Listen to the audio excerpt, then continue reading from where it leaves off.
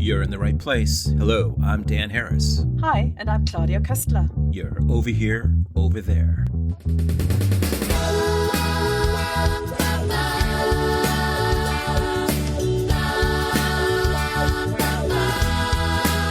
Welcome to Over Here, Over There, a global conversation about how we see others and others see us. I'm Dan Harris.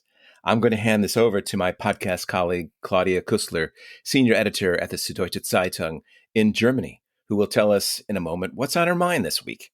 But first, as a reminder, you can follow us on social media and contact us via our website at overhereoverthere.org. We'd love to hear from you. And please don't forget to subscribe and tell everyone about the podcast. And now, without further ado, over to Claudia. Hello, and welcome back to Over Here, Over There, this time with one of our shorter rants and monologues, which keep things afloat while we are busy conducting panel and discussions and interviews. Let me dive right in today. Do you know the feeling that you are like a compass in your opinions, but with the needle pointing south? I hope this metaphor makes sense in your language. What I'm trying to express is that you might think you've figured it all out, you know it all, but then realize, nope, quite the opposite is true. The trick, of course, is to allow yourself to be leveled. No, and I can't emphasize this strongly enough, not to be lulled, but in the sense of if the situation changes, if you have several new sources of information, if you reflect, compare, hear new things, then at least I am still prepared to reconsider an opinion. Because I am convinced that an opinion has to be formed. It's not just there to be picked up. Because then you're just being parroted. And what's usually parroted? The loudest, the most prominent voice, the simple phrases, because they might seem to get to a point. But life is not that simple, nor are opinions.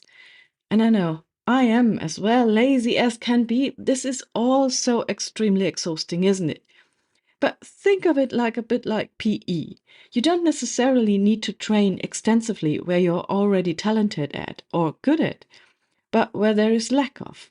And yes, that is exhausting, but by the end of the day, you know that you have accomplished something. And it will make you happier, maybe even better, and of course, well-rounded. All right, that sounds quite theoretical, I admit it. So let's get down to the nitty-gritty things. What's happening in Germany at the moment makes me shudder to the core. The results of the last elections, the rise of the right-wingers, supposedly middle-of-the-road politicians adopting and imitating the ductus and semantics of extremists in order to get heard and get votes, the increase in hatred and violence all over, an atmosphere that some people spill out their disgusting soup of hatred without boundaries because they somehow feel suddenly entitled to neglect all civil filters, and all that leading to a division of society that comes with it. Too many people have learned nothing from history, you could say, have either no interest or cognitive capacity to see through such cheap structures, nor the strength or muse to find out more.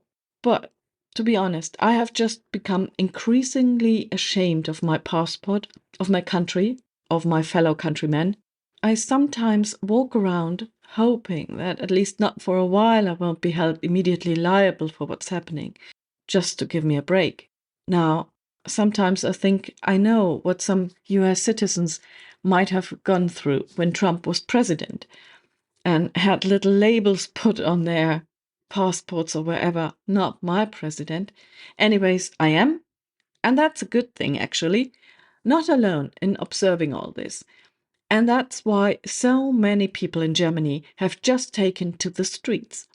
All those pictures of protest, thousands of people should have made me happy, right? Wrong. And here we are at the needle point of my compass. My very gloomy, often overcritical, skeptical, sometimes even fatalist part of my brain immediately countered. No matter how many people take to the streets, will it make a single person that has already voted for the AfD or is spreading hatred think twice? So, is it all for nothing? Maybe it's even a hindrance. Maybe it will drive even more people into the arms of extremists. My brain kept dragging me down further. Might that maybe even be considered a vanity show? Look at me. I am protesting. I am washing my hands of it. But yes, okay, sometimes I just overthink things. I am so lucky. I'm lucky enough to just be based outside of Germany right now, in the UK to be precise, from where I can observe what's going on in the world and what's going on in my home country, of course. And sometimes I can just go out and meet people who live in a different culture, who speak a different language, and who have an outside perspective of things, where I am normally sitting right in the center. So, I just recently was at my favorite place in the heart of London, a bustling hub of food, drinks, music, culture, people of all ages, and a couple sits down at my table and a little conversation begins, a small talk. As it's so often the case, the first step is to check out what's nearby, the food, the drinks, and then you gradually ask and learn a bit more. The couple was curious, asked me if I'm there often, the exchange flowed. I learned that they are from Scotland, but here to see a play. Little by little, it became a bit more political. They asked me if I knew this and that article, journalist, podcast, and then came the shot in the bullseye, where I am originally from. Oh dear, that will surely prompt questions about the recent elections, the shift to the right, and the demonstrations. My hypersensitive brain and heart were already getting paced, but then came a sentence that catapulted my brain in a new direction. Those many, many people on the street, that was an impressive sight.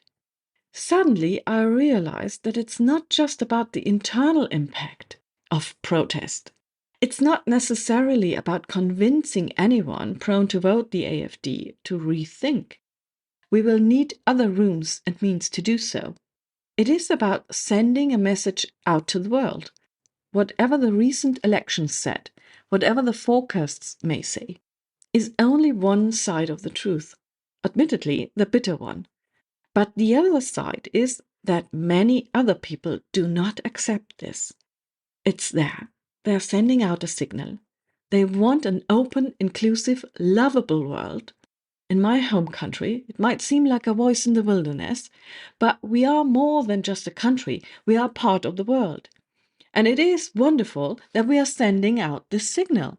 We all have so much in common, simply because we are human beings. And where we differ is usually what makes for the most interesting conversations, exchanges, and stories. Yes, it takes a bit of effort, but to be honest, what doesn't? And yes, change can be scary, but it happens anyway. And if you are open, it can sometimes be surprisingly positive. By simply daring to reach out, to go out, to allow new things to happen. It might rock your world, but it will enrich your life. And who wouldn't want to have that? Thanks, Claudia. Thanks to you out there for listening.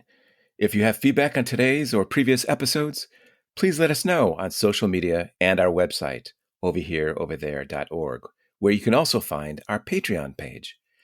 Please don't forget to subscribe and tell good people like yourselves about the podcast. Until next time, thanks for listening to Over Here, Over There.